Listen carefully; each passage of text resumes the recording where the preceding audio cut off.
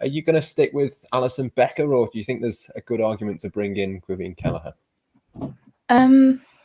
Personally, I would stick with Alisson. Obviously, it's sort of the one position on the pitch where, you don't really need to rest your goalkeeper. I think it will just be very dependent on COVID, really. If Alisson ends up getting COVID in the next few days, then obviously, there's your hands are tied there. But I think if he's fit and he's available, then I think he's the one position on the pitch really that I think you go strong for.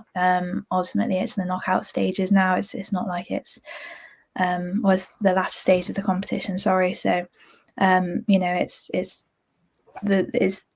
the opportunities there. So you've got to push on really and put out the strongest possible team. But obviously with COVID and everything, and it's limiting your options. I think in a normal situation, then I think we see possibly the strongest 11, but that's not really an option at the moment. And if the Premier League's going ahead as normal, obviously we don't know 100% yet, but and you don't want to risk losing your players to injury in a cup game when your squad is already threadbare because of COVID. And but for goalkeeper, I think Alisson's a shoe-in really.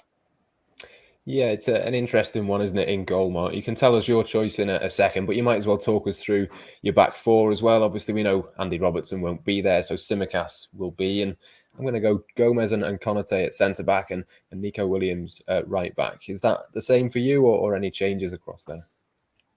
I think that's pretty much it. I think you got it nailed on there. I mean, I think there's a couple of young lads in the under 18s, under 23s that might be under consideration, but like they said, it's a quarter-final at the end of the day, and it's against Leicester, who are a decent Premier League team, and the trophy is there to be won potentially. So, yeah, I mean, whilst Klopp might moan about, we've got these amount of games over consecutive days or things like that, I just can't see him going too dramatic with his team selection. So yeah, I think Tsimikas is always one at left back. I think even if Robertson hadn't been sent off, I think Tsimikas would probably start this one anyway because he's highly dependable when he has been called upon this season. Some people have even said that he was above Robertson in the pecking order for that brief spell when Robertson had one or two bad games, which obviously wasn't the case. But he's still certainly able deputy. And yeah, Nico Williams has certainly impressed. I won't say, well, he has impressed in moments, but he's certainly improved, I think, on last season. He got a lot of stake from his performances, but he's certainly, you can see there's a player there. And then centre back, as we said there, there's not really many other options there. I think Matip's the one who's probably the most injury prone or needs to wrap up a little bit more than the others. So I think, yeah, Gomez to get some more minutes from coming back from injury, and then Konate in alongside him. Yeah, Gomez is an interesting one for you. I'm pretty sure we'll see him from the start. We've not seen a great deal of him so far this season, but Jurgen Klopp said it himself a couple of days ago. It's going to be a big second half of the season for him. It's certainly not the end of Joe Gomez at Liverpool, far from it. No, not at all. I think Liverpool put out the Older Hay video today, and you've got Virgil van Dijk in it saying these two are going to be my replacements one day, and that's very much the case with Gomez and Konate. It's been a bit harsh on Gomez that he's actually fallen back in the pecking order. And I suppose it's typical that the one time it happens, like normally when Liverpool have their centre-backs in the past, they all have their moment in possession of the shirt alongside Van Dijk, and then one of them gets injured and someone inherits it. But he just happened to get injured again when Matip's actually staying fit for the first time in his whole Liverpool career. And they've actually signed someone who, so far, touch wood, doesn't get injured. So he's not really had a look in. And it's been harsh on him because like the couple of times we have seen him, he's had to come on at right back. But earlier in this competition, he was captain, wasn't he? He was playing centre-back. And it's a good chance for him to stake his claim because if Van Dijk's going to be out for a couple, you'd imagine Klopp is going to rotate his centre-back options, especially for the Leeds and Leicester games.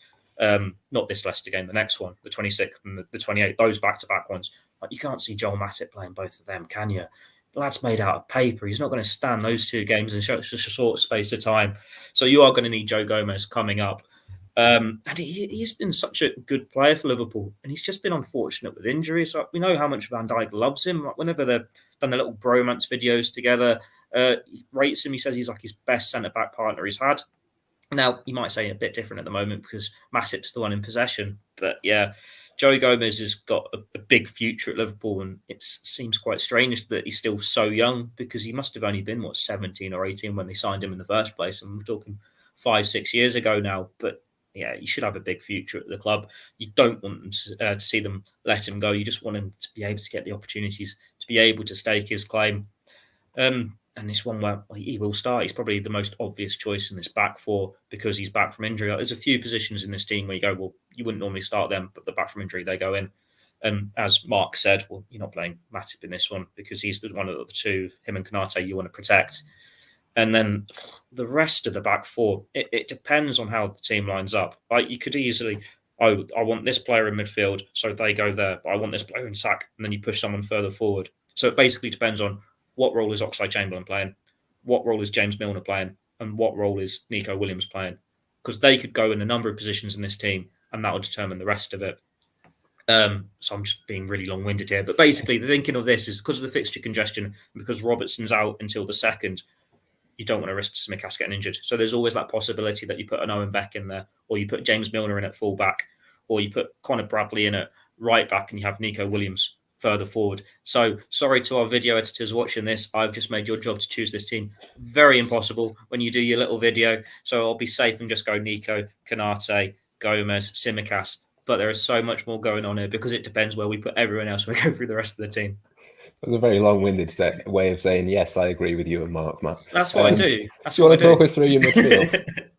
Midfield. This is what I mean. Oxlade-Chamberlain, he could go in the midfield, or he could go in the front three here. We don't know, because they've got the options limited. It could easily just be the three that started against Tottenham. And I think we'd all feel a bit uneasy about that, because they didn't exactly have the best hour, did they? But then at the same time, there isn't a natural base if you put Oxlade-Chamberlain in and have Milner as the number 6. It's limited. It depends if you want to throw Mo Salah in there as well. I'd probably say at this stage, it's a trophy, it's up for grabs. Put Oxlade-Chamberlain back in, have Tyler Morton on the bench.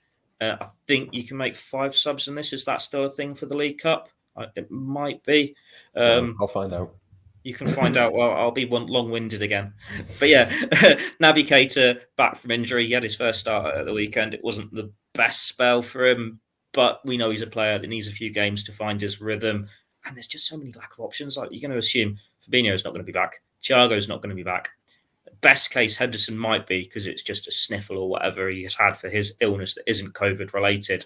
But then, do you want to throw your captain back in? It's like, how important are you taking the League Cup? And you need Henderson back in. Come on, Mark. There's only so many words I can get out of this. Come on. Same as the Champions League. So you can make 5 and you have 3 opportunities to do that. Oh, so that's fine then. Henderson, he can be half fit on the bench. You can start assuming you've got 5 players on the bench, that is. Yeah, okay. I'll stick with the 3 senior lads. Morton can come on after like an hour or something. You can protect them. You can try and get it done with your senior lads and hope for the best. And Henderson's one of the ones in reserve. So what was I saying? Oxlade-Chamberlain, Milner, Keita. Yes, that's the same for me. Hannah, is it the same for you? Or do you think possibly Tyler Morton? I think this is a game a few weeks ago that you would have had down for Tyler, but he's obviously played an hour yesterday. It's quite a quick turnaround for him to be in again. Personally, I maybe would. I think a lot of it could depend. Obviously, we won't know that, but how strong Leicester can go if the game goes ahead. Obviously, they've had a few COVID cases themselves and had games postponed, so they might find themselves in a similar situation to Liverpool, really, where they're having to field a bit of a second string team. In which case, throwing Tyler Morton in again wouldn't be. I mean, if Henderson's back fit and on the bench, then maybe that could be a shout for Tyler Morton to sort of do a similar thing with Tottenham, really, where he plays the first 60 minutes odd and then maybe give Henderson some minutes as well. But you could also do it vice versa as well if Henderson's fit. So I personally wouldn't be opposed, really, to seeing Tyler Morton back in. I think, if anything, really, it might be good for him. I don't know if I highly doubt the Tottenham game would have been a confidence knock, really, because he played well and it was a very difficult situation for him to be thrown in, but playing against Leicester midweek, I mean, you can argue it both ways, really. Maybe you want to take him out for a bit, give him a bit of rest and bring him on if you can. But if anything, it might be good for him to just get straight back out there and go again, really. So I think maybe Tyler Morton's the only one that I might change with that and chuck him in there. But yeah, other than that, I think Ox is definite to play this one if he's fit. Again, you just never know, because it's subject to change hours before kickoff, if anything. So, but Ox would be another one, and then it's a toss up really between Naby and Milner. But then again, I don't know if you want to chuck Milner in at left back like Theo mentioned. So again, it all depends on who plays elsewhere really. But I think Tyler Morton would be in for me, and then Ox, and then I'd probably go Milner over Naby, just because Naby's a bit more injury prone and might be the one that you want to protect a bit more. But yeah, I'll probably go Morton and then Oxlade-Chamberlain and James Milner. Mark, do you want to talk us through the attack? I think Roberto Firmino probably starts this one. And is it just a case of Origi and Minamino either side, or is there a case maybe to go a little bit stronger, like Theo was saying before, with Salah and potentially Mane as well? I'm assuming Divoc's out. Fair enough. Divoc's out, yeah. Forgot that. In that case, which one are you going for in place of Divock? Well, to be honest, I was just trying to think it through while you guys were giving you long-winded answers. I was trying to get my answer in preparation. No, it's a difficult one because I think Minamino's almost a shoe-in starter, because Klopp fans him as a good player. He is a good player, but just hasn't had the rub of the green at the moment, and he seems to like the competition. I think he's Liverpool's joint top scorer alongside Origi. Then I think one of the main front three will start. I don't know which one it'll be. I think there's likely to be Salah, like Theo said there. He's got the Africa Cup of Nations. If he gets injured, well, it's Egypt's problem kind of thing. So, and plus he's hungry for goals, and it's a quarter-final. So then you go, well, personally, I think there's a temptation to put him through the middle and then have someone like Kay Gordon on the right, who got the chance against Norwich. But I think, was he out for the Preston game? I think it was when he had the injury. And yeah, he's another one who's highly rated in the academy, and obviously played on the right for the trip to Norwich in the third round. Sorry, so.